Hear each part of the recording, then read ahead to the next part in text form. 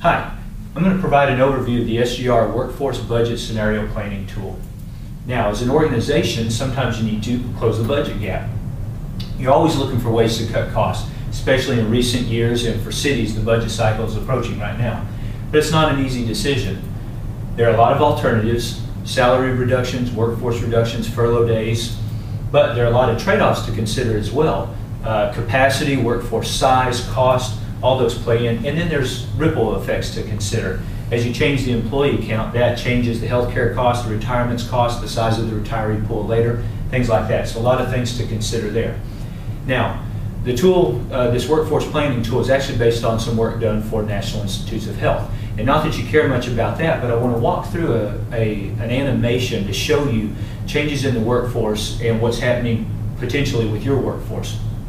Now, this is a chart in 1980. This is the demographics of the what we'll call the NIH workforce. Those are the people that they pay to do their scientific research. You'll notice here, this is ranging from ages 25 to 80, and you'll notice here it's average age somewhere around 38, 39. And I'm going to begin to walk through this, and you can see over the years, you can see this changing shape.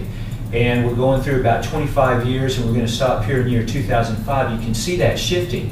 And so we started here and moved here. So now the average age is somewhere around 48, 49. That's 10 years older. And you see a lot more of an older generation still within this workforce. And so just to kind of show the drastic, this is that first 1980, and this is 2005. And again, not that this is what your workforce is doing, but within this workforce budget scenario planning tool, we have captured this ability to watch those demographics change over time and now see the impact of that. So you have several options within this tool to cut costs. Salary reductions, furlough days, workforce reductions, early retirement incentives, and hiring freezes. There's advantages and disadvantages to each. The advantages with the salary reduction is, yeah, you can probably achieve your cost goal and you don't lose any of your workforce. Furlough days, you achieve your cost, no workforce loss. Workforce reduction, you achieve your cost with early retirement. And with the hiring freeze, yeah, you can achieve your costs and you have minimal workforce loss. There are disadvantages of each of them as well. With the salary reduction, you have potentially a lower employee satisfaction. People are getting paid less, they're less happy. That may make them less productive. You never know. So you've got lower employee satisfaction right here. For furlough days, you have lower service levels. You're not open as much. People can't use the service as much, and there may be an impact due to that.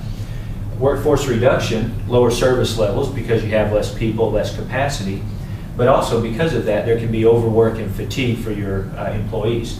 With early retirement, same thing, people leave, so you can have overwork and fatigue. You also have a larger retiree pool that you're now going to perhaps have to pay benefits for, and sometimes you can't control who will take it, so you offer this incentive, and maybe 10% of the people that are eligible may take it, maybe 100%, so you don't really know necessarily.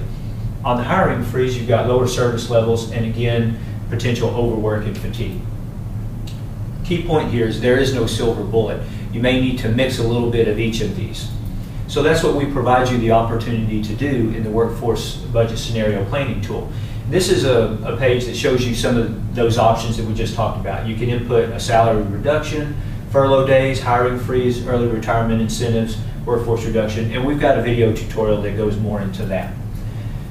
The inputs and the outputs that you'll have with this: input data, employees by age. You want to know their current populations, how many people are 40 years old, how many people are 41, 42, and list that.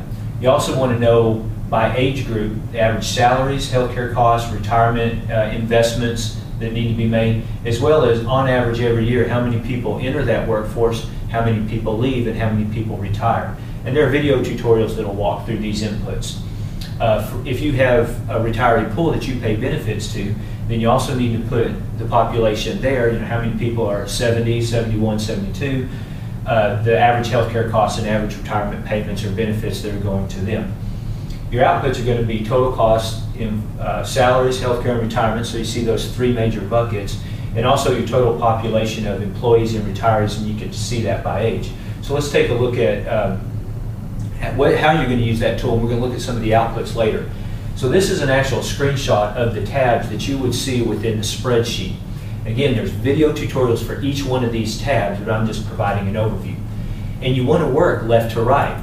So you want to start with your input demographics worksheet, then go to input costs, the scenarios, pick what you want as far as reductions or furlough days, things like that.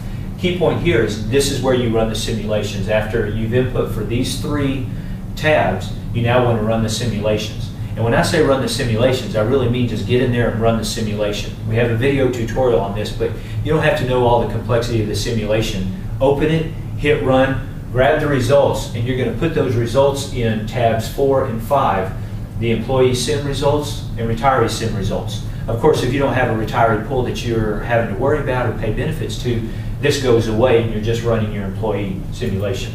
And then last of all, you've got total cost and then a chart that's going to show some of the information. Everything to the right is more detailed information on employees, retirees, things like that. So this is one of the charts that you would get. You would see here in the bold green line is the total cost going from the beginning of the simulation 10 years out. So in this case, this simulation started in 2010, goes out to 2020. We can see the rising cost. The red dashed line are the employees. So this workforce happens to be shrinking a little bit, had roughly a little bit over 500, and after 10 years, based on the way they're bringing people in and people are terminating or leaving, it ends up being smaller 10 years out. You can see a small growth in the retiree pool right here. So that's one of the charts that is in there. And then another chart, you'll see this for both employees and retirees, is a demographic chart. And it's showing you, here are the years of the simulation, here are the number of people. So this is the employee one. They started at 516 and dropped to 489 over time. And this is showing you the average age of that work group.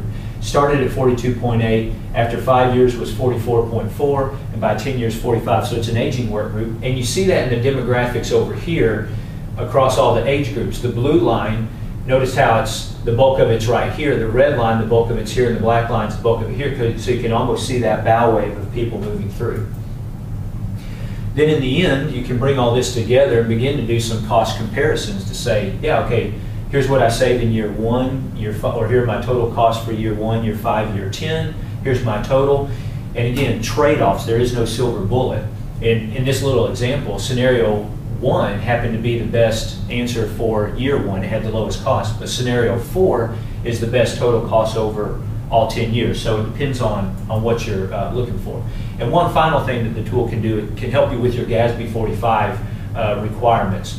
The GASB 45 requires actuarial evaluation of the OPEB liabilities, and that's some of this language right here you may or may not be familiar with. This tool does not replace any of that, but it can provide additional information that can help you as you talk with the CPAs or whoever you're using to do your actuarial analysis. It gives you another measuring stick to talk about and to understand the assumptions of what's going on in the CPA's analysis, and another set of numbers to compare against. So that's a quick overview of the workforce budget scenario planning tool. Please look at the other video tutorials for details on what to do on each of those pages, how to run the simulations and things like that. So enjoy.